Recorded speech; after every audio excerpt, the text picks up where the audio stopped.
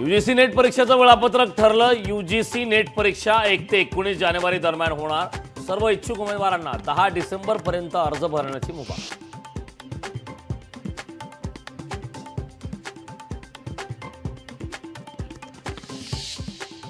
मालमत्ता कर थकबाकी धारकांना पालिकेचा इशारा। पालिकेकडून जप्तीची नोटीस। मुंबईत केवळ 10 मालमत्ता धारकांकडे तब्बल 600 कोटींची थकबाकी।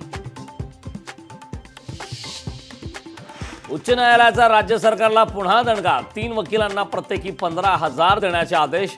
क्षुल्लक कारणासाठी वकिलांना जेलमध्ये टाकल्याने न्यायालयाची नाराजी।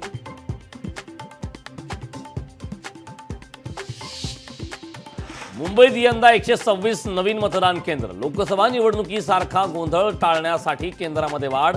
चांदिवलीत सर्वाधिक 53 मतदान केंद्राची वाढ। कार्तिकी एकादशी रेल्वे आणि एसटी साठी ठरली भाग्याची। सोलापूर रेल्वे विभागात 1 लाख विक्रमी प्रवाशांची नोंद, तर एसटीला 4,47,00,000 उत्पन्न। राज्यभर गारठा वाढला। राज्यात 17 ठिकाणी तापमान 15 अंश सेल्सिअसच्या खाली। काही दिवसात तापमानात आणखी घट होण्याची शक्यता। देशात शाश्वत ऊर्जा क्षेत्रात 17 लाख रोजगार निर्मिती होणार। या क्षेत्रात कुशल तरुणांची उपलब्धता 12 लाखांपेक्षा कमी। एका सर्वेक्षणातून माहिती पुढे।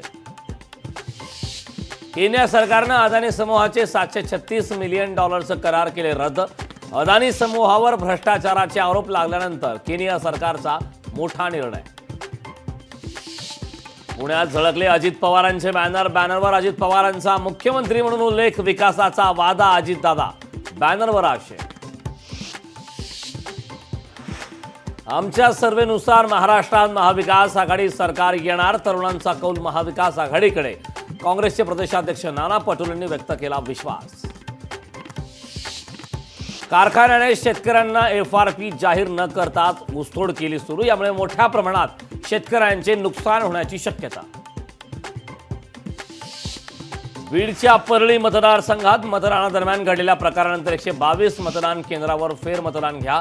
पवारांच्या राष्ट्रवादीचे उमेदवार राजेसाहेब देशमुख यांनी निवडणूक आयोगाला केली मागणी। बहुमतानं सरकार स्थापन करणार। एक्झिट पोलच्या अंदाजाप्रमाणे महायुतीचं सरकार येणार। सुधीर मुनगंटीवारांनी व्यक्त केला विश्वास। अहिल्यानगरमध्ये लागले संग्राम जगताप यांच्या विजयाचे बॅनर। तिसऱ्यांदा आमदारपदी निवड झाल्याबद्दल अभिनंदन, अशा आशयाचे लागले बॅनर। लोकशाही मराठी ऐका, पहा, जागरूक रहा।